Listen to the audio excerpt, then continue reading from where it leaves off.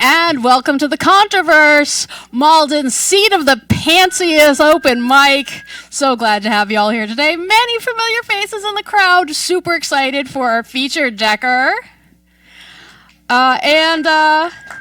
Very grateful to the entire UMA crew for helping us out. We had a little bit of an issue before the show, but everything's going great. So hopefully we will have no further technical issues, and if we do, it'll be a fun time anyway.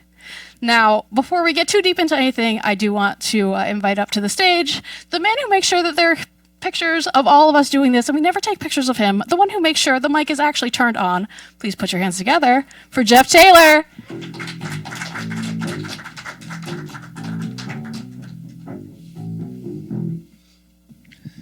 So did anybody see that there was a study, the University of Pittsburgh, I think, did it, where they had people read famous poets, but then they also trained an AI on those famous poets and had them write poems in the style of that famous poet. They did with like 20 different poets. And people preferred, they didn't say, they like gave them to them blindly as to which one was the AI and which one was the famous poet. And most people preferred the AI poet's work to the real poet's famous poet's work. They thought like the verse, like a really nice verse, they thought it was like AI babble. I don't know if the people actually read poetry that they put in, were the participants of the study. They didn't say, but my thought is that they didn't. Yeah. But this poem that I'm about to read is kind of intersects with that, even though I wrote it like a few days prior to having found out about that study. It's like something I was thinking about with like AI poetry and like at what point we'll hit this type of level, and apparently we already did. But so this is Instant Karma Car Bomb. Someone looking televised but vaguely clipboard knocked at my car window, asking to scrub my language. Afraid my phonetics had taken up wrestling, sounding more like turnbuckles and pile drivers than the more well-known consonants and vowels, I wrote everything I intended to say. Fire engine. Breakfast. Is that a grenade or a lanyard? Turn left. Violets. Try this for your diamonds. The cover of violins and the silhouette of a candlestick. The frequency of formulation caused me to pull the car over, the composition decomposing into an interior monologue. Angry hair, pungent, poignant, shifted dove cannon, driftwood pedestal, deviated handshake, instant karma car bomb. Before I found the curb, the cameras were rolling like they found their orbit. When they handed me a script, I instinctively read the lines as if I had waited years for this moment to appear like a key in my pocket. The final act was all blank pages, but I knew I was expected to say something. I said what I thought he needed to hear, but maybe it was me who needed to hear it. Pour kerosene on the comment section. Burn the internet. Charred and hollow like the brick and mortar of our wide eyes. Let the flames train an AI poet to construct a romantic dirge. A found poem pieced together on clipboards strewn across the sidewalk of our insulted intelligence. We'll all learn the words. It'll be our common language. It'll be our way home. Thanks.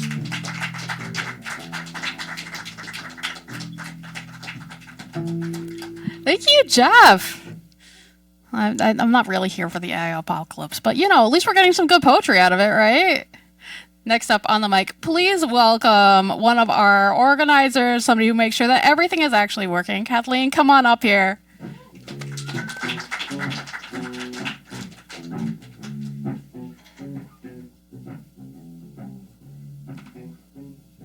Jeff, can you help me? Thank you. No problem. Appreciate it. You're welcome. All right. So it's Thanksgiving. And this is a poem about recovery. I haven't always been the best sister, but I tried to be. This is called For My Little Sister. I wandered off and dove into the sea, chasing after a bead of light, only to find that bioluminescent bell belonged to an anglerfish. By the time I noticed the teeth, it swallowed me. For years it kept me in its belly. A lucky coin, a rabbit foot, a bone. From a bone I grew into a skeleton, sharpened my fingers and slit its gut. The entrails spilled out like candy. I swam to the surface, found a smooth stone to sun myself on, while its rays slowly evoked the flesh from my marrow, peonies creeping from dirt. Little sister, I'm sorry you did not have a sister. I'll swim back to you when enough of me revives into a shape you'd recognize. Thank you.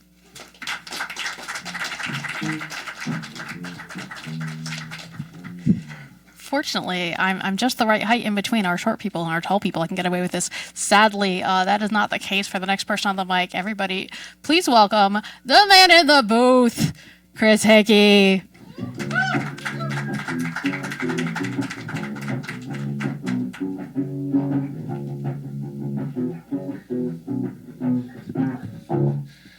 I don't know whether to do a poem about sterility or forgiveness. Are they that different, really? Thanks, Jeff. Appreciate it. Well, let's go with sterility, written a long time ago. Becoming sterile. Never trust a urologist that smiles as they tell you they've performed over 2,500 vasectomies. Never trust a urologist that claims that out of the 2,500 vasectomies they have performed, only a small handful of those resulted in chronic pain post-procedure. Never trust a urologist that, knowing only a handful of vasectomies that he has performed resulted in chronic post-procedure pain, it was also not a deterrent to him in receiving a vasectomy himself. Never trust a urologist that tells you to lie back and not to look as he examines your genitals to make sure that you don't possess some anatomical anomaly that might create some issue for him when he is performing the vasectomy. Never trust a urologist that matter-of-factly explains that 8 weeks after the procedure you need to provide a sample in order to achieve a sterile status. Never trust a urologist that tries to assert dominance with you by giving a strong handshake shortly after gently handling your genitals. Never trust a urologist that refers to semen as swimmers. Never trust a urologist that forgot to wash his hands after examining your genitals and then shaking your hand as you part ways.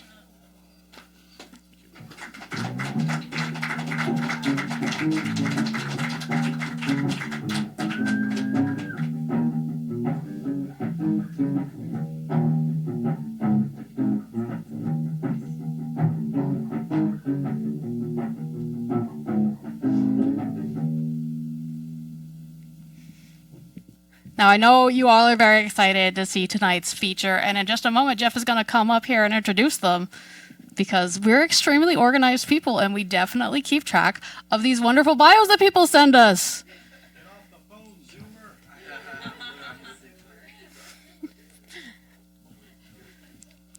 We get it? No, I don't.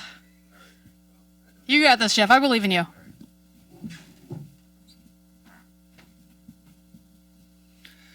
Are you ready for some words? Right now, you are about to get the feature from SM DECKER, who brings their joyous energy to open mics all around New England.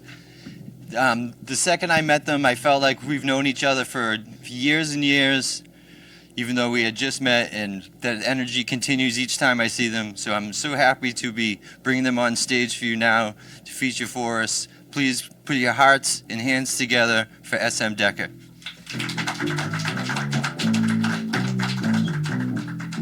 Hey.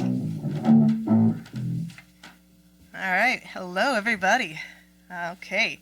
So I have a lot to be grateful for. Some of that are the friends that I've made. This poem reference was one of my friends, and you might know who they are after the poem or before it, just depending if you're paying attention. It's titled A Poem After What It Feels Like to Take Care of a Cat by March Penn. The cat is in need of meds and 3 syringes and bites me twice daily, hiding behind the sofa or under the bed when the alarm reminds us both to stay alive, stay alive. But is there more to this living than mere existing? The cat has a cardiologist and ultrasound within 3 to 4 months visits, more than me, and squirms out of the box, its fur shaved or sticky with goo, neither of us dead or alive each time. The cat senses our problems and stands like a statue transfixed in concern when my eyes are crying and strings unravel on the floor. The cat teases me and knows better than to run after shaken treats. The cat's fur is soft, and when I catch her, she chirps out a smile from a hiss.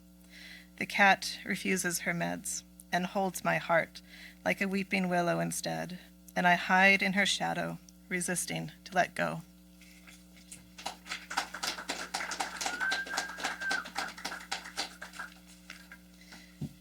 So this week is a celebration for some and a bad history for lots. This is a hymn to start out that, to acknowledge that history.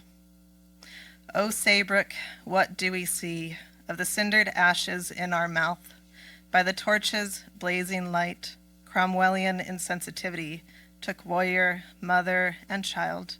In a night we celebrate, though it be a blight. Because nits make lice, and ignorance sedates the truth like a slow-cooked turkey on a day that none should be grateful for. And we can hold applause, because I only have a few minutes, so. This poem here was written, it's kind of in a rough draft form. After going to a graveyard and kind of reflecting on my own family history.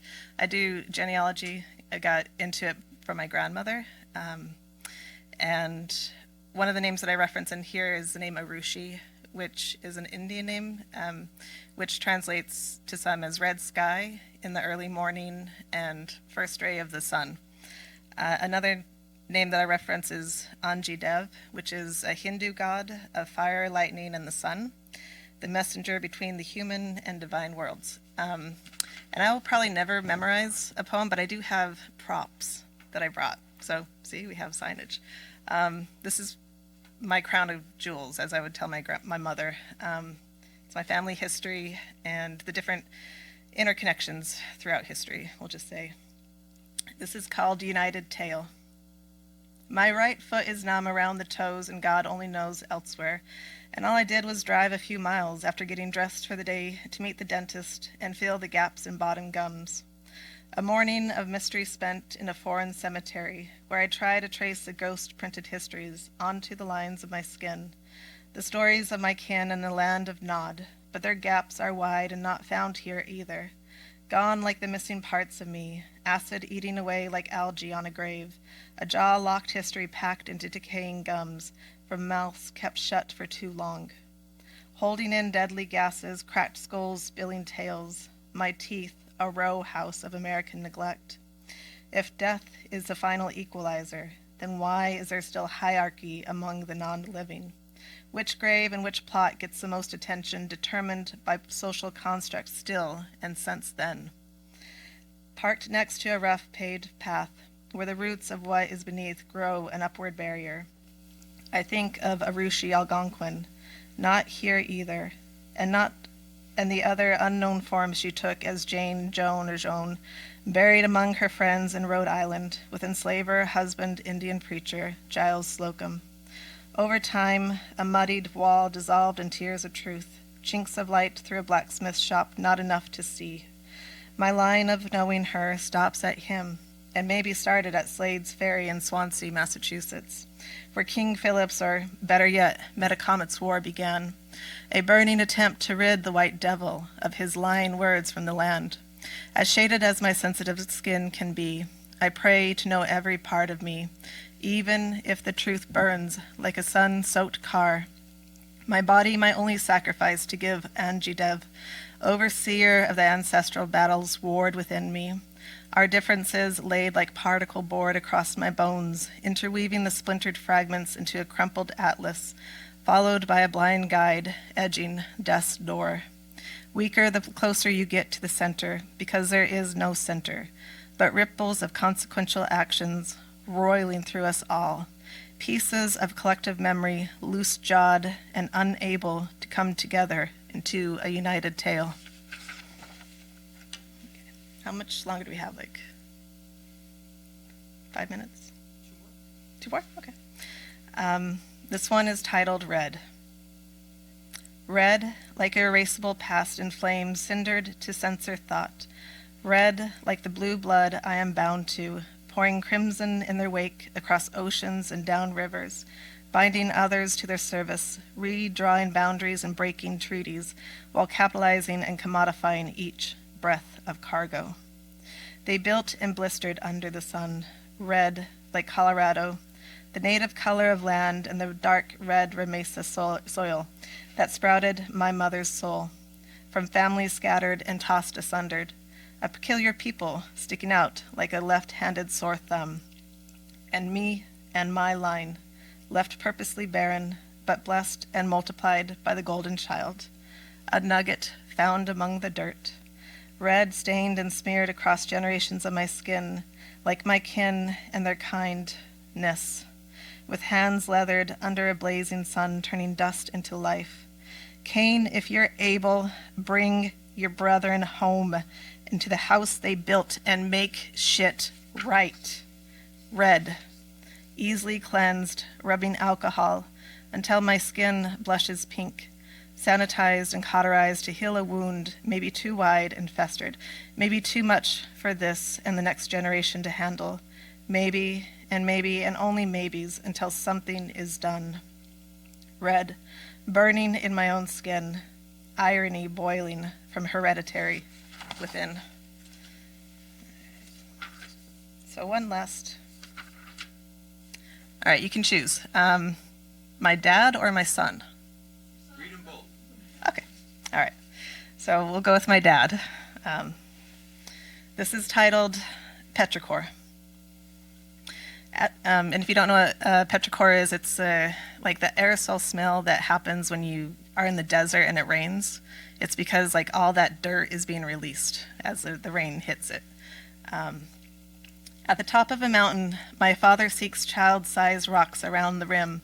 Taking a thick scavenge stick, he leverages it against the precipice of the cliff and nudges.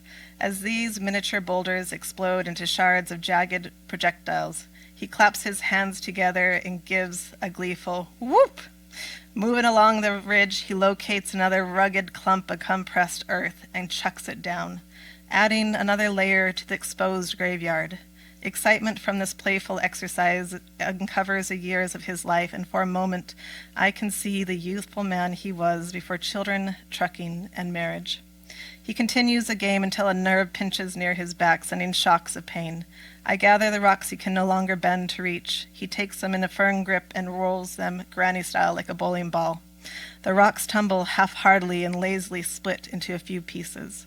I push another with my foot closer to him. No, he says, you take this one. I lift the rough lump of marble and shift its weight in my hands. The silica shines as the sky winks back at me. Look how pretty, I say, flipping it over and revealing a vein of milky quartz. That's where the gold is, my dad says, following the split. There used to be an ocean floor where we're standing. Imagine all those fishies and plants floating around us. I close my eyes and feel the water flowing through my fingers. The rock liquefies in my hands, and I throw it away before we drown. After we are gone, the rain will come. The night will settle, and clouds with cheeks full of water will hover. This thirsty desert will take it all in, mixing the moisture with fragments of dust. With the slow, soft, wet kisses, the smell of earth will percolate from each drop. The aerosols will mist the air, perfuming the breeze. In the unmistakable, almost palpable sweetness, the petrichor release and the divine blood of bottled epochs dislodge from from eternity with a playful push. All right, so all right, thank you. All right, last one, and this will be fitting. I wrote this when my son was still in high school, if you can believe it or not. I have a 20-year-old plus child and a grandbaby. So this means a lot to me now after that. He's 3 months old now, Dakota Michael. It's called Before You Are Gone. Before you are gone, I want to feel the heat with eyes closed and face tilted up to the sun, as every atom, every particle, the atom of my being vibrates inside, outside, all around me. Before you are gone, I need to hear just one last time the tantric trills of the forest after a storm's thundering crash. Before you are gone, I must walk along the cool lapping shore, briefly cementing the impermanence of a moment. My feet pooling the briny water as wave after wave repeats, you were never here. Before you are gone, I will remember that which was never passed down to the next generation. My son's memories, not of sunlight, forest, and beaches, but of pollution-choked skylines, barren patches of earth where nothing grows, and acid water unfit to bathe in, let alone drink, envelops all that we built and destroyed. Before you are gone, I will be gone, but a legacy of neglect will remain. Thank you.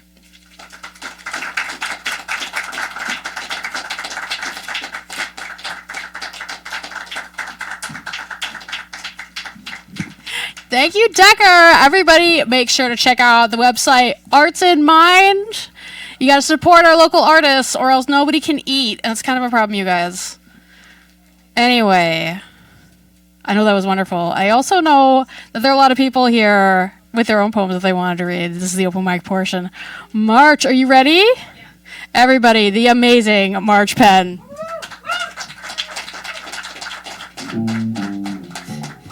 Thank you, Decker. That was such a treat. I hadn't heard all of those poems before, and I really love this series.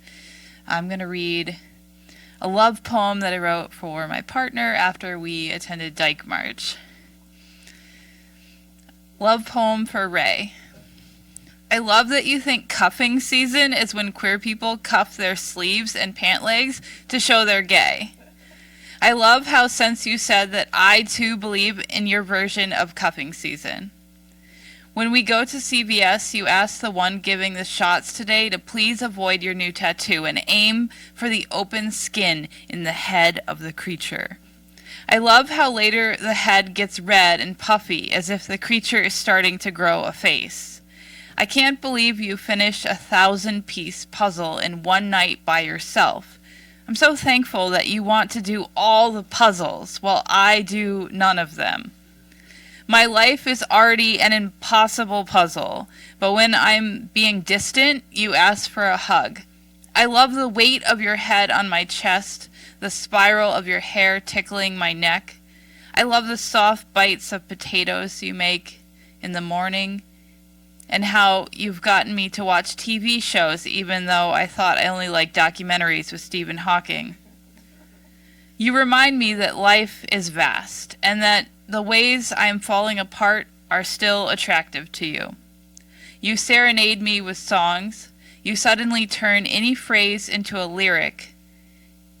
You musical improv at all hours and speak multiple languages, finding extra meanings wrapped up in dimensions beyond sensation.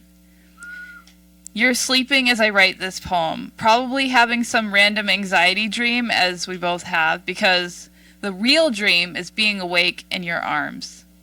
Comforted of my terrors, the myth of a wholeness come to life, how we journey through difficult chaos to meet each other, selves that once weren't ready to exist emerge as the light between us.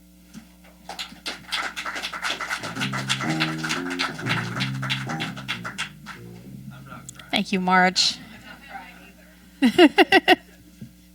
For those of you who don't know, March actually featured earlier, and I believe that episode is available on the internets and other fine places where you find UMA materials. So, come to the live show because it's fun, but also check us out online. It's on YouTube? Yeah, Contro-Verse Open Mic on YouTube? We'll probably have the thing under here when I say this, but also, like, if you're watching this online, you're already where we are, so I don't know why I'm... But anyway, we're extremely organized and on schedule, and everything's cool, and Anne, who does such an amazing job helping us out, you guys. I cannot tell you how much Anne does for this show. Please, big round of applause.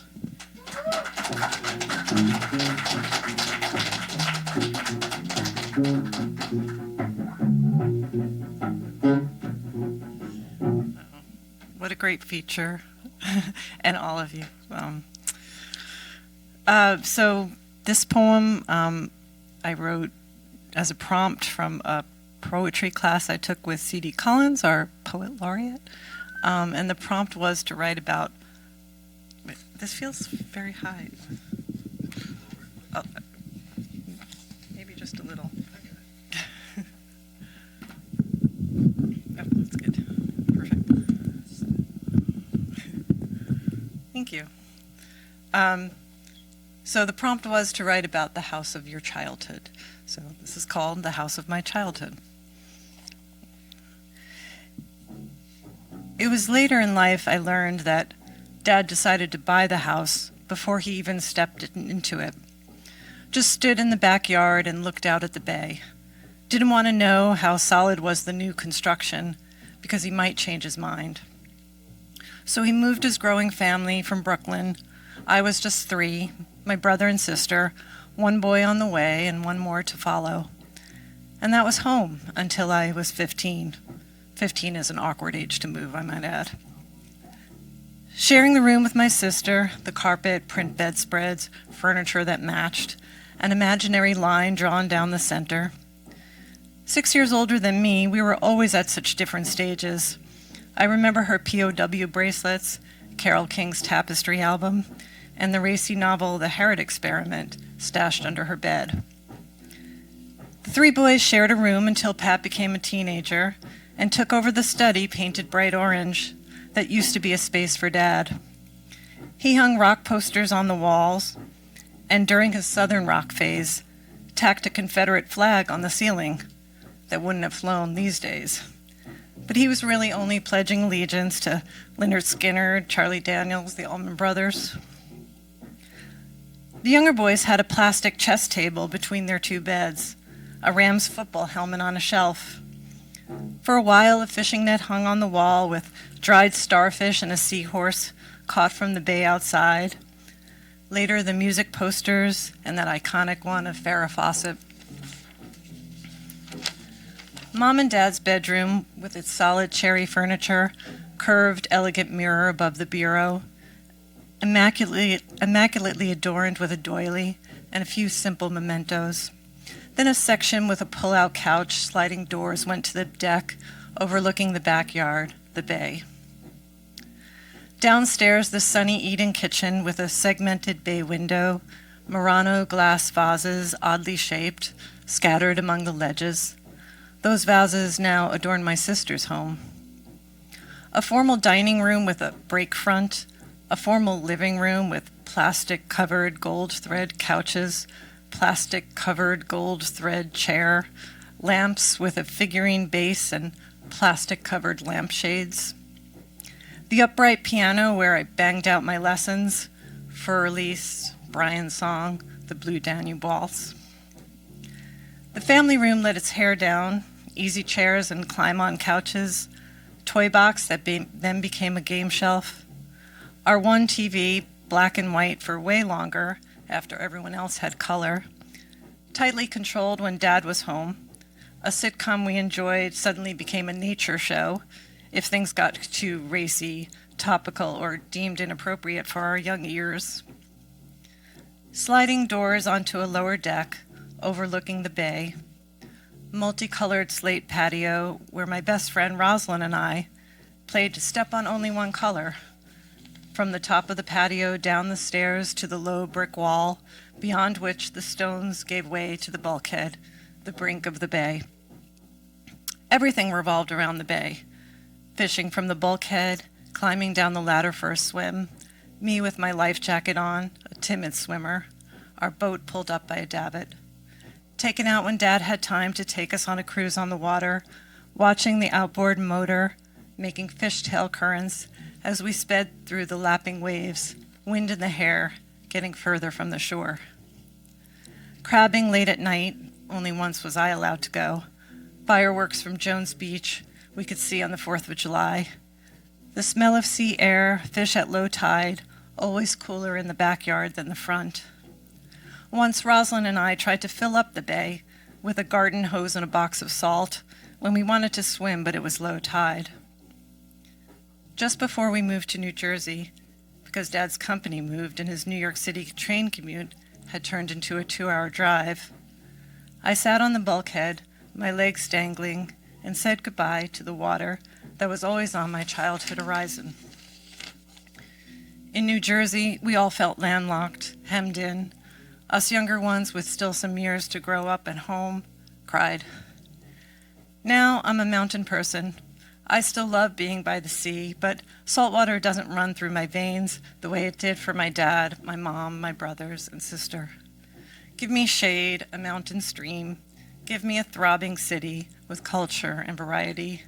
My favorite houses are those that have stood for decades or more, that have seen history.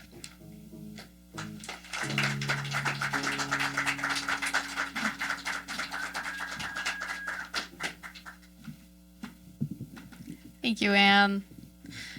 All right, so next up on my list, so for those of you who aren't here, there's a sign-up sheet, and there's this thing where you can circle yes, say that you're going to perform, and there's one that you can circle no if you're not performing.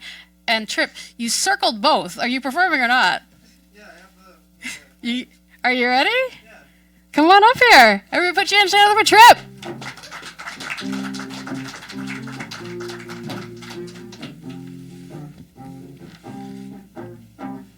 So, I know exactly what you're talking about with the yes or no. I did circle. I did make a pretty big circle. I'm gonna admit that. Sure.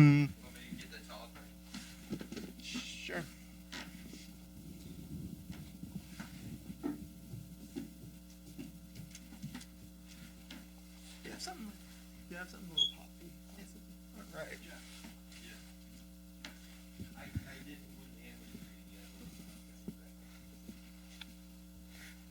This one's about a coworker that I got a little crush on. Don't do it.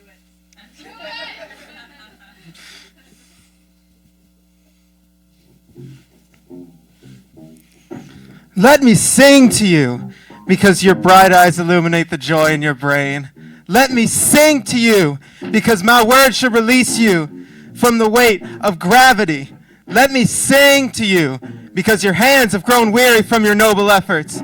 Let me sing to you, because your ears should be filled with something removed from the chaos. Let me sing to you, because my music is what heals the heart.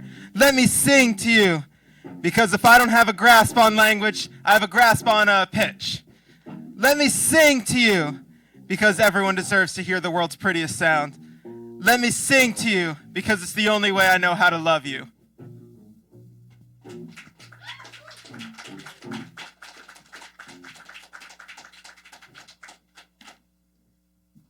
Which one of you told him not to do it? You guys, bad influences only here. Come on. Thank you, Trip. That was great. Matthew, are you ready to read? Are you excited? You all should be excited to hear this one. Everybody, please put your hands together for Matthew.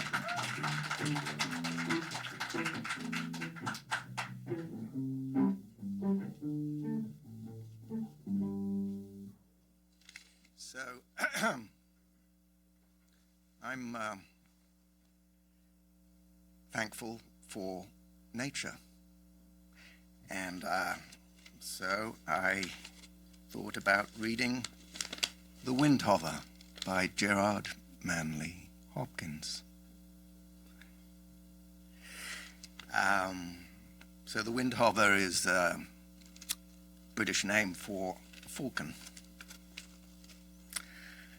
I caught this morning morning's minion, kingdom of daylight's dolphin, dappled dawn-drawn falcon, in his riding of the rolling level underneath him, steady air, and striding, high there, how he rung upon the rein of a wimpling wing in his ecstasy, then off forth on swing, as a skate's heel sweeps smooth on a bow bend, the hurl and gliding, rebuff the big wind, my heart in hiding, stirred for a bird, the achieve of, the mastery of the thing.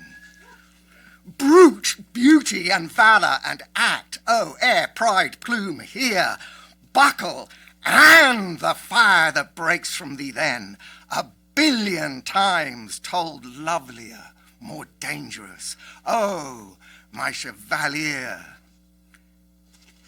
No wonder of it. Sheer plod makes plough down Cillian shine, and blue bleak embers, my dear, fall, gall themselves and gash gold vermilion.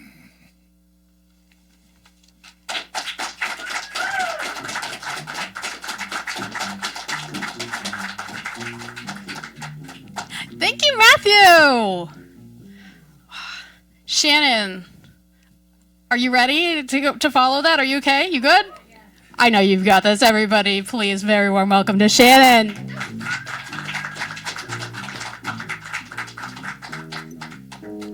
Hello. This poem is called Magic Pumpkin. I asked my aunt where the pumpkin in the garden came from. She told me she thought a bird had dropped seeds, but I wanted it to be a magic pumpkin. She didn't believe in magic. She had no time for that. I asked her if she missed cigarettes in the afterlife, and she said, on the other side, you let go of everything. No need for cigarettes or food or anything we cling to in this lifetime. I asked her about letting go, and she said in death, all earthly needs slip away. I asked her if she knew how to be happy, and she said, happiness isn't love or art or success.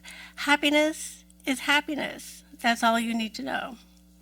I asked her about other relatives, and she said they thought I was the miracle because I had found my mind again. She said they talk about me on the other side, all my aunts, uncles, grandparents, and other spirits, about how I am not a saint, but I became sane, and that was the miracle. I used to know secrets, but I could still find them again if I knew where to look and the time was right. I asked her if life is full of sadness, and she said, yes, but happiness is just happiness. It needs no reason, no explanation, doesn't cost anything, and is boundless when found. I left her in the garden with the magic pumpkin. I went to the moon with a messy-haired rabbit, and we pondered our journey, and we decided we believe in magic and the possibility of magical pumpkins because it brings us happiness. That's all that matters in this world or the next. Thank you.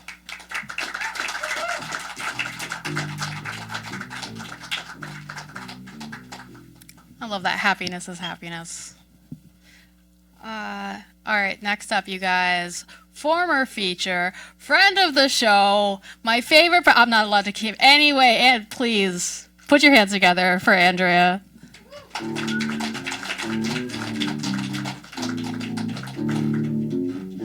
You guys, I'm so happy this evening.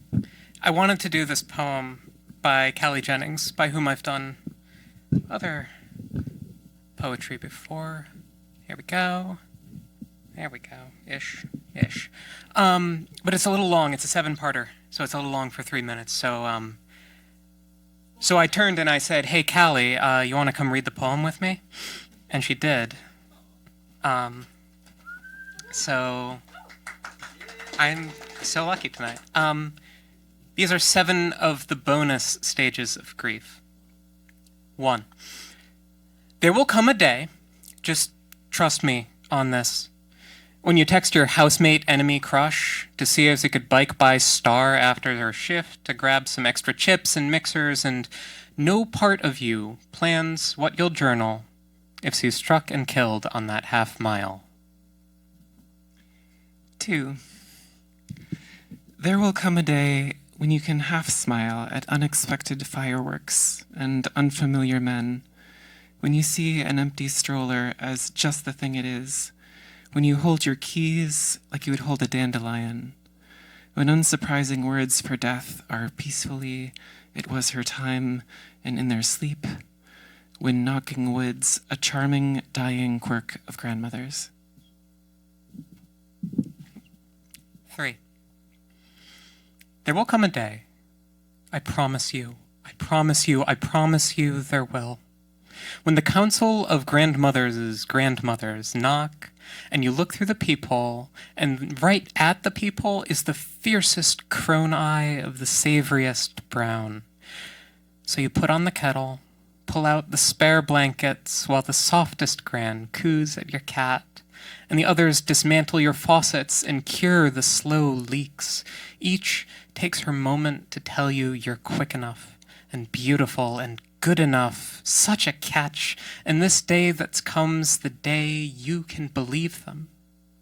And each holds your hand in her petals of hands and kisses it till your skin's threadbare with kisses.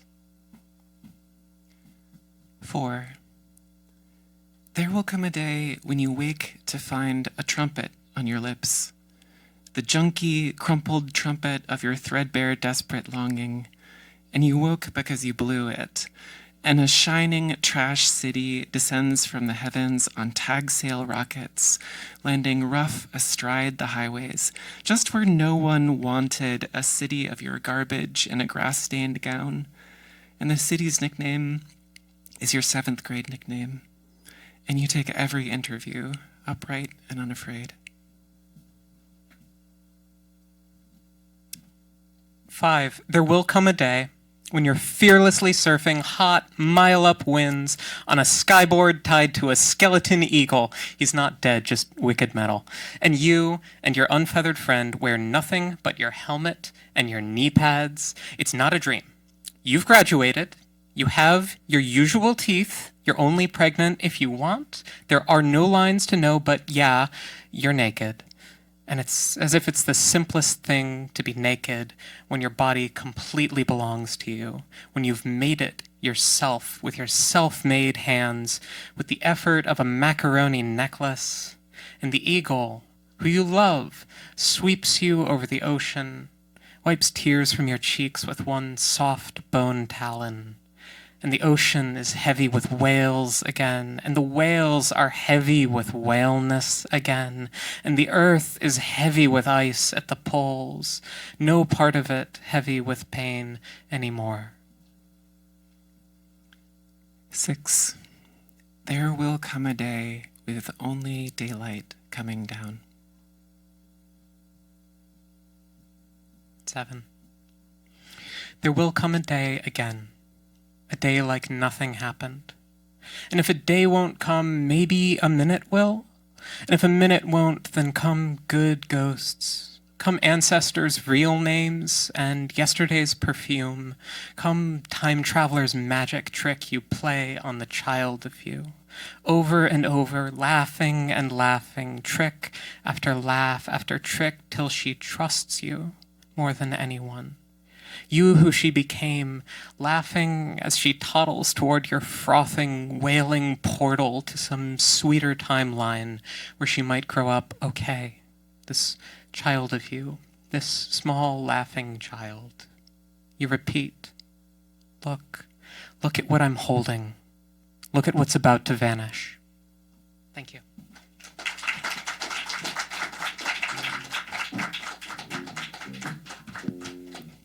Thank you, Andrea and Callie. Good job figuring out that there's no rule in the book against dogs playing basketball. Next up, 2 weeks ago, he walked in off the street. This week, he's a seasoned pro. Everybody, please put your hands together for Danny.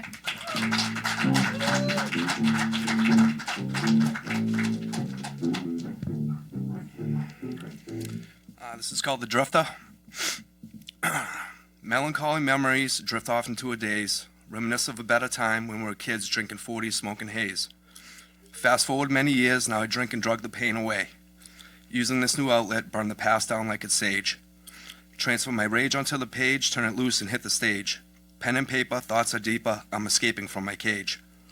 Trying to get to the next step, the monsters are under my bed, they're in my head. Bad apples fall from trees, I'm hanging on to goodness by a thread. Get my head back in the game, writing shit down relieves stress and pain. My past is eating me alive, my skin crawls from crack cocaine. The drifter drifts along, another town, another song. Never feel whole, feeling like I don't belong. Guilt can eat you slowly, or it can swallow you up whole. Living with regrets, I put my thumb out to the road. The drifter moves alone, never stays in one place for too long. That drifter stays in silence, his heart is pure, his mind is violent. He's a lone wolf all by himself, put his heart back on the shelf. Never needed a pack, always stands on guard, ready to attack. Driving down the night road, the one that connects this world to hell. Living way too fast or dying slowly inside of a cell. Got to get this right, I have to start all over. Life, it feels so good when I'm clean and fucking sober. Tired of this life, drifting in alone. Put my thumb back to the road, his next stop might become his home.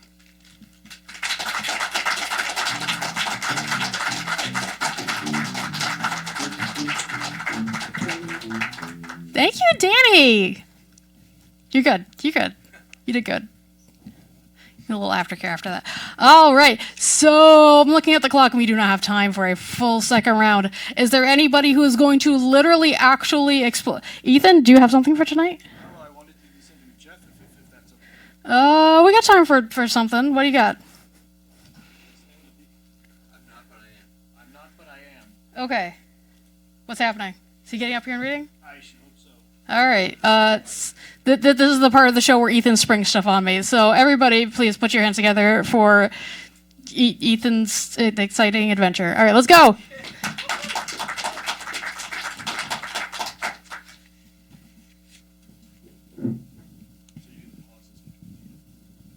Okay, yeah.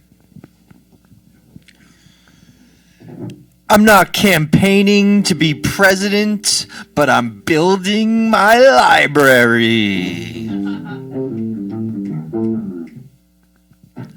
I'm not the founder of a social network, but I'm wearing a hoodie.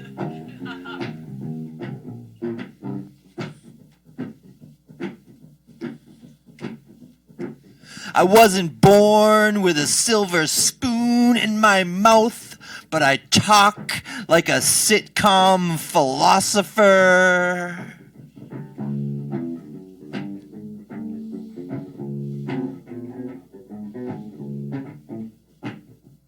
I'm not a spy, but I'm chain smoking.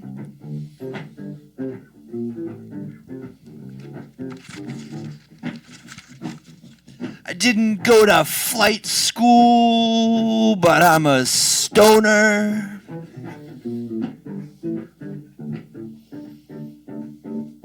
I didn't find God, but I married my best friend. I'm not a cult leader, but my children love me. I didn't consider myself an alcoholic, but I over-celebrated every minor holiday.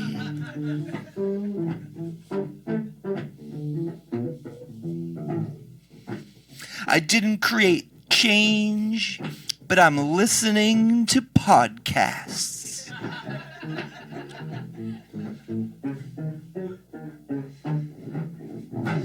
I'm not the heavyweight world champion, but I beat myself up.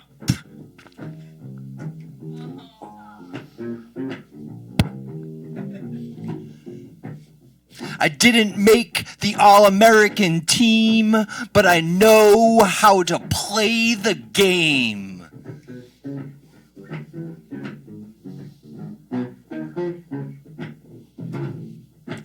I'd make a terrible waiter, but I'll bring you what you ask for.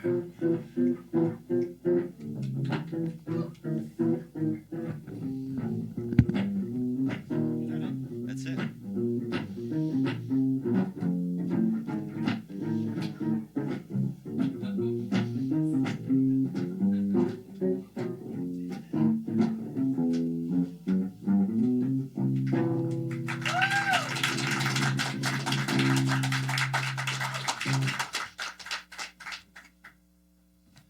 Thank you, Decker. Thank you, Contro-Verse. Tell us, Anna.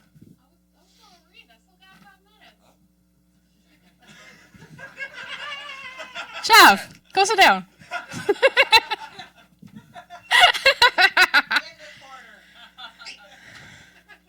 All right, I should have let them finish, honestly. That was a great finisher. But poetry is about being honest, and I've been pretty fucked up all night, you guys. So, like, this has been pretty good masking, but I'm not going to do that for this last thing here. I'm just going to be fucked up. Because I love y'all. It's a good space. I am always trying so hard to make myself clear. I have to slow down, I have to pause, have to put spaces between my thoughts when there are no spaces, when there are not just one after the other, but one on top of the other. 345 trains running at the same time on the same tracks into one another, and overhead the skies are filled with bombers. Underneath the ground is full of landmines, tracks running across cracking ice at any time ready to fall in. And I know what's down there. I know what's in that deep dark hole that we do not visit, that we acknowledge and name and put signs around, and sometimes I just need someone to understand. I knew I found my tribe when they said that neurodivergent urge to explain yourself and keep explaining. As if you could just find the right words, somebody would get it. I don't know how to explain in a way that will make any sense to you that I was at a party and my eyes fluttered, and in that moment I was in another place, a January 6th that succeeded beyond their wildest imaginings as they dragged representatives out into the street, executions and worse. And the worst thing is people don't get how fragile democracy is, how easily it could happen, how it could happen here. I remember sitting on a green tarp in the Kung Fu studio packing up groceries during a national crisis. It sounds made up. If you live long enough, every story starts to sound fake. People tend to live in ruts, and I can't seem to find mine. I've run away so many times and broken up and started over again, but there's no hole they can shove me in like a scorpion, flatten, wriggle, claw, and sting my way out again. When I tried to explain myself to someone who said it must be exhausting to feel so deeply high and low at all times with no breaks, he was right. But I can't imagine anything else being described as living. There are parts of me I'd love to fix, parts of me I have fixed. I've learned how to live so I'm not fighting a dragon every time I put on my socks, but some days are still hard, and there are still dragons that need to be fought. But it's good to have progress. Even a perfect version of me wants to flutter her eyes and leave sometimes, come back to her body shaking, need to go outside, breathe, put on her headphones, take back control of the ocean in her ears. Even a perfect version of me has cracks and flaws and dragon's teeth. A perfected human soul is a bomb. I write like an instruction manual. I want somebody to know how to defuse me.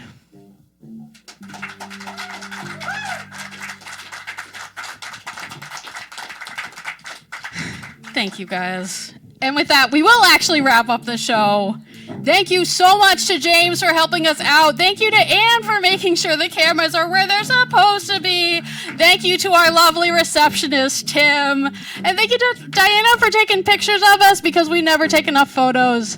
This has been The Contro-Verse. We are at UMA in Malden every second and fourth Monday until such a time as they kick us out of the building or we don't want to do it anymore.